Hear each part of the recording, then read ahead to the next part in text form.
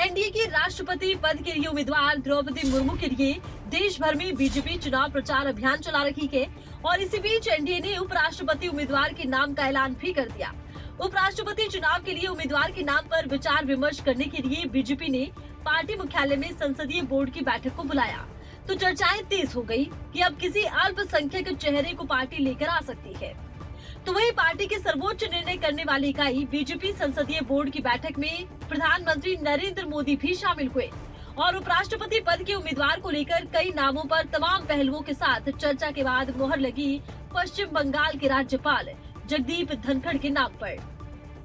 BJP संसदीय board की बैठक में पीएम नरेंद्र मोदी के अलावा केंद्रीय गृह मंत्री अमित शाह, रक्षा मंत्री राजनाथ सिंह, केंद्रीय सड़क परिवहन और राजमार्ग मंत्री नितिन गडकरी और बीजेपी के राष्ट्रीय अध्यक्ष जेपी नड्डा मौजूद रहे।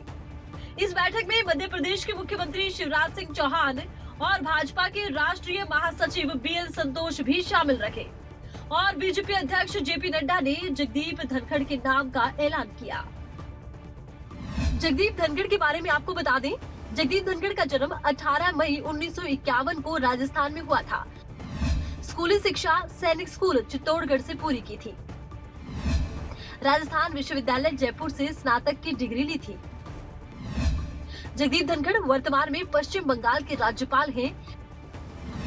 30 जुलाई 2019 को पश्चिम बंगाल के राज्यपाल नियुक्त किए गए थे। जगदीप धनखड़ पूर्व में केंद्रीय मंत्री भी रहे हैं। राजस्थान के झुंझुनू से लोकसभा सांसद रहे हैं जगदीप धनखड़।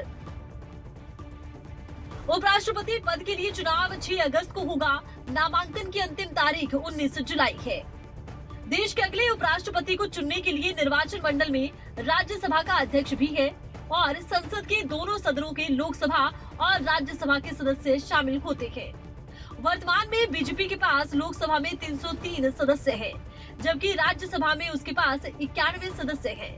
राज्यसभा में इन 91 सदस्यों के अलावा 5 मनोनीत सदस्य भी बीजेपी उम्मीदवार को वोट दे सकते हैं। तो वहीं एनडीए के उपराष्ट्रपति प्रत्याशी को लेकर बड़ी बात यह है कि जेपी नड्डा ने ऐलान करने के साथ ही जगदीप धनखड़ को किसान पुत्र कहकर संबोधित किया है। हम सब लोग और भारतीय जनता पार्टी की संसदीय बोर्ड इस निष्कर्ष पर पहुंची है कि उपराष्ट्रपति पद के लिए भारतीय जनता पार्टी और एनडीए के प्रत्याशी के रूप में हमारे किसान पुत्र श्री जगदीप धनखड़ जी को हम उपराष्ट्रपति पद के लिए अपना प्रत्याशी के रूप में घोषित करते हैं। अब बीजेपी को जगदीप धनखड़ के नाम का कितना फायदा मिलता है ये देखना होगा, क्योंकि माना ये जा रहा है कि जगदीप धनखड़ को एक दबंग, जाट और किसान नेता के तौर पर बीजेपी में एक अच्छी पहचान मिली है और इसी पहचान का फायदा बीजेपी को आने वाले लोकसभा और जिन राज्यों में विधानसभा चुनाव है वहां मिलता नजर आता है।